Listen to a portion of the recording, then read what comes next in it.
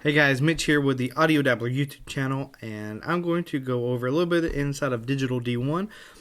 Mainly going to explain the sequencer. You know, it's got a few things that maybe you don't understand. You don't understand maybe these numbers, or you know what this interval button does. So I just kind of want to go over that instead of just going a whole tutorial. I'm just kind of break it up a little bit. And so before we get started, here's a little patch that is in this pad 19. And in this, I'm utilizing both the layer 1 is being sequenced and layer 2 is not. It's kind of a slow, but it'll get there. Just kind of got to hold it down for a minute. You'll hear that sequencer start coming in.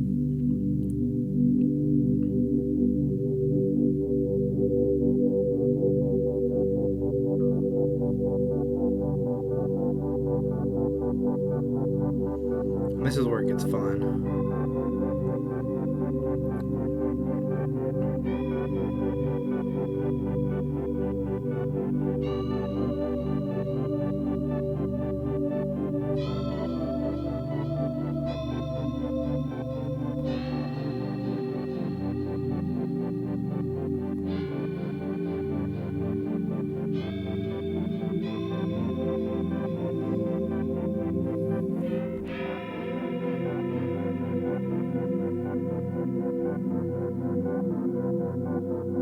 So I think that's really cool to be able to sequence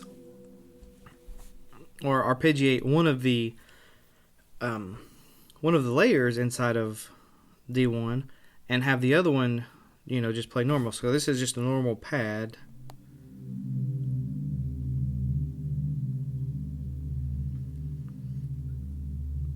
And then this one it's a pad too, but it's being sequenced, and that's kind of giving it that kind of pulsing sound. So it's just a really fun, it was a really fun patch to design. And so let's just go back, let's just do an initial patch, and let's throw some cutoff on it so it's not as harsh. Maybe a little bit of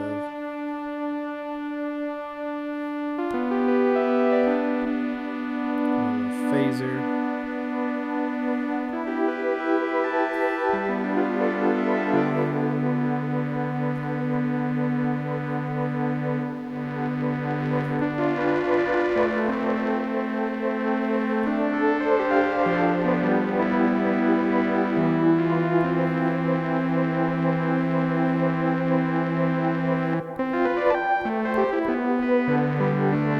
It's just so fun just to, I mean, that's just a simple patch, but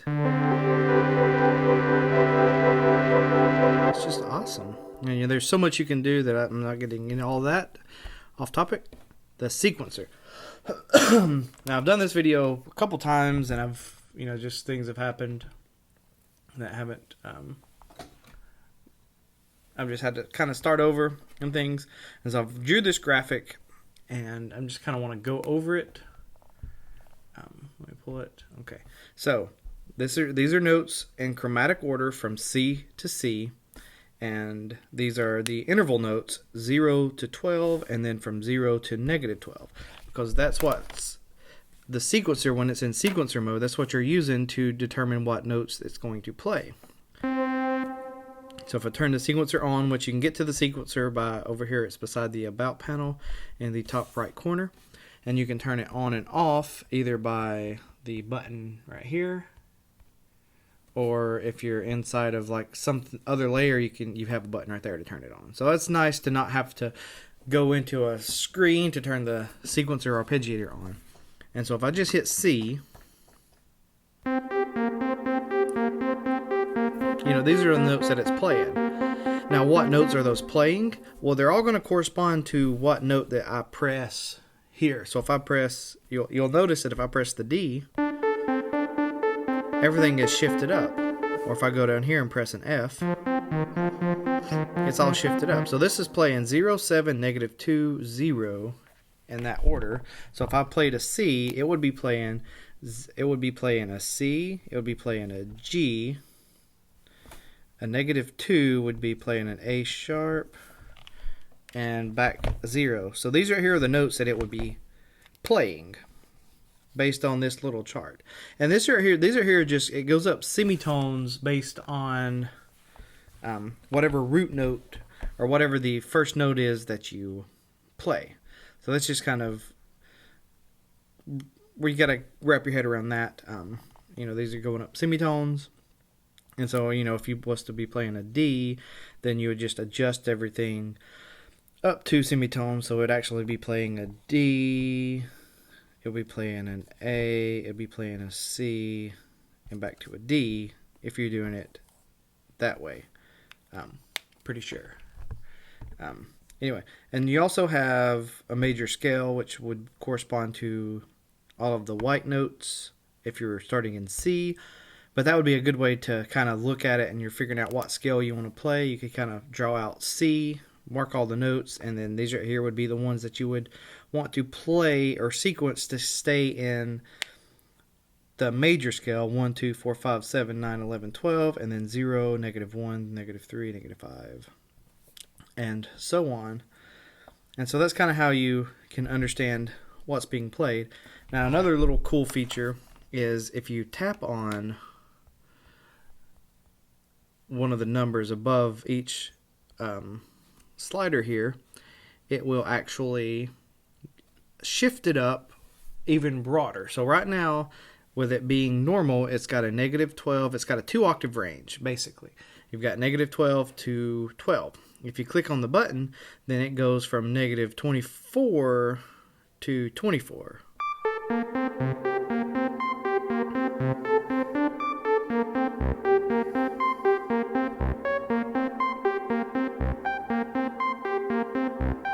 So then, you know, it gives you a lot wider range of notes that can be programmed in. So you have 16 steps in total that you can play with. Now the interval and octaves, that don't really affect the sequence at all. That's more for the Arpeggiator, which I'll get into in a moment. Now, as also in the Arpeggiator, if you want to mute notes, you can just turn them off. So that's kind of fun if you add in some delay.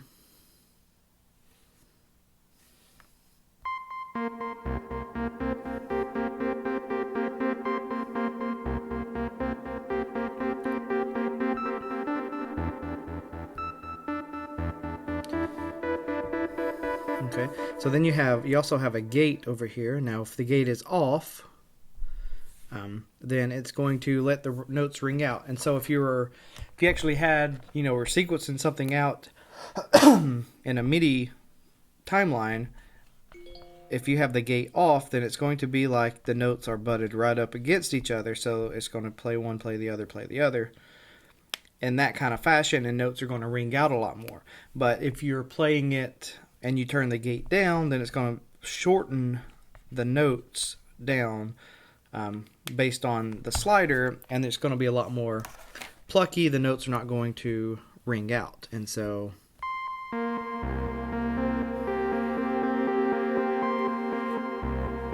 okay, so if I turn the gate on,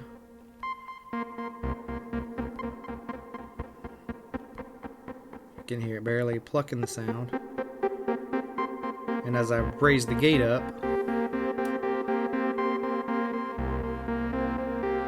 it starts ringing out. So if I turn the gate off, though, here's one another thing that you can do. And I want to do a video on just ADSR eventually. I can have the notes like ring out crazy by just turning the release up. So right now with the release down, there is no kind of release of the note, and the note that what you're hearing, you can hear it kind of cutting off. But as you turn the release up, it'll let the notes ring out. And if you go back into the sequence, it's going to be a similar situation. But with the gate on, it's cutting the note off, and so it doesn't take into account the release value. So there's kind of two ways to to control like the note length. If you want the notes controlled with a gate and it's kind of playing and then cutting it off, then use the gate. If you don't, then the gate, when you turn the gate off, it's going to play, but then you can adjust how the notes ring out based on the release of the actual ADSR of the sound. So that's pretty cool. Okay, so now we also have inside the sequencer, we have divisions. We can play a bar. So each bar will play a different note. Let's turn that chorus phaser and delay back on. That sounds really good. And then we have all the way up to 64th notes. Now, if you're wondering where the tempo for this is coming from, it's coming from under the effects tab.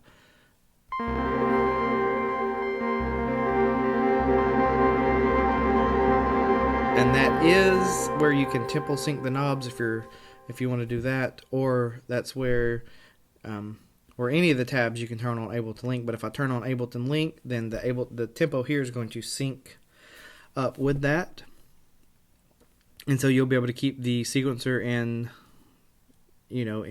sync with everything else that's using Ableton Link. If that's the direction you are going with your setup, and you're using Ableton Link to help keep everything nice and tight.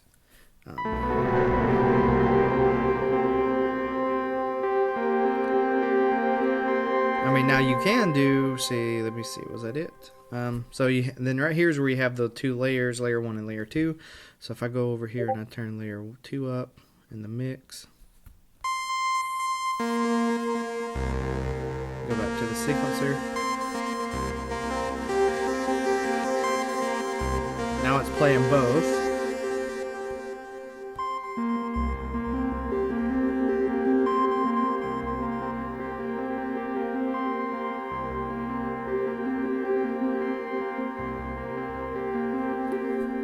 If you want to. But the other cool thing that I like doing is, especially if you go here and you kind of return the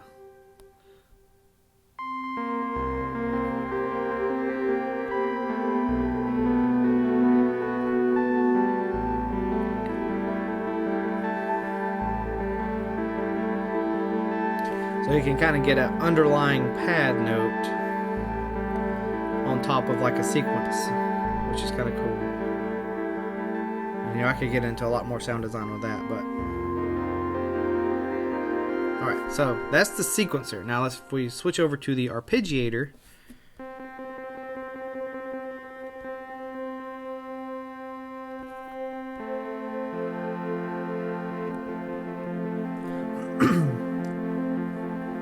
what we have intervals, which is another reason why I wanted to show this little graphic here that I physically made with the different intervals, because you have the interval knob right here. And so if I'm on 0 octave and I'm on 0 intervals, regardless of what I move, the note's not moving. But if I go up 1 octave, and then I go up interval 1, what it's doing is it's going from the note that I'm playing, and it's arpeggiating up to 1 semitone up. If I turn it off,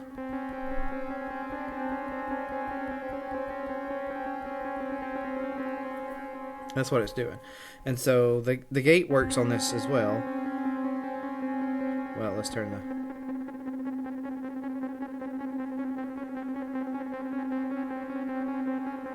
and the division as well. How quickly it arpeggiates.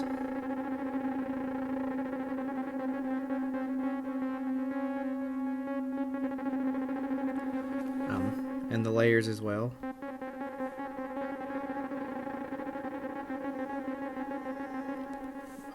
Let's see what else. And so that's the interval. So if I want to go up and say go to the 5th of the note, and so play the root and the 5th of whatever note I'm playing, the root would actually be 7 up, 7 semitones. So 0, 1, 2, 3, 4, 5, 6, 7 would be the 5th.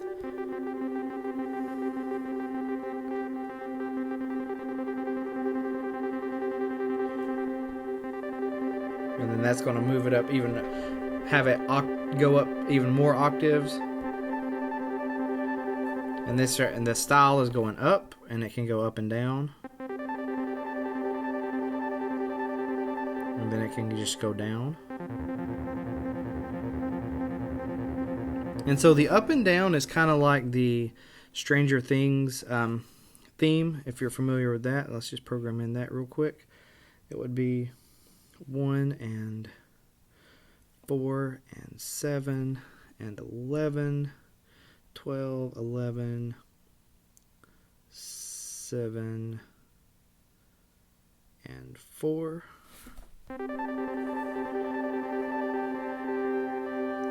And let's go to the sequencer. I guess I need to turn these back on and go back down to 8 until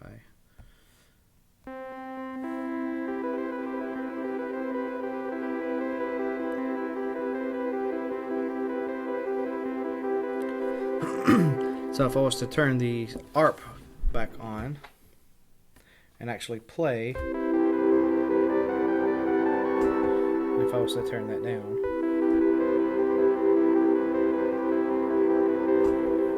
let me turn the layer 2 down.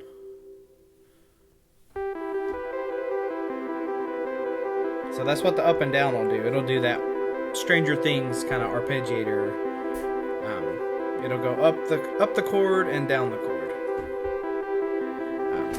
So one thing to do note is that if we are on sequencer mode, then it's going to sequence all of the notes that we play. So if we play a whole chord, I mean it gets crazy out of hand. So just be wary of that if you're doing some sound design. If you're using the sequencer along with a, like a pad in the background for it, just be mindful of the notes, and you have to do a little extra sound design to get that to work in, or know what notes to press. Like I'm using a 1 and a 5. Sounds good, but whenever I add the third into it, it gets a little wonky. And I guess that's about it as far as the sequencer goes. Yeah, really, really awesome app. I can't thank the developers enough for doing this at a wonderfully awesome price, and all the proceeds that they make from this app is going to just be funneled right back into the support of AudioKit, and so that's awesome. If you want to get this app, I'll leave a link in the description. We no longer get, the nice little app commissions anymore, but I'll still make it a lot easier for you guys to be able to just click on a link and take you to the App Store to get it. And I think that's it. Let me just I guess I will leave you. I'll play out with this one right here. So it sounded cool. Get an actual keyboard out.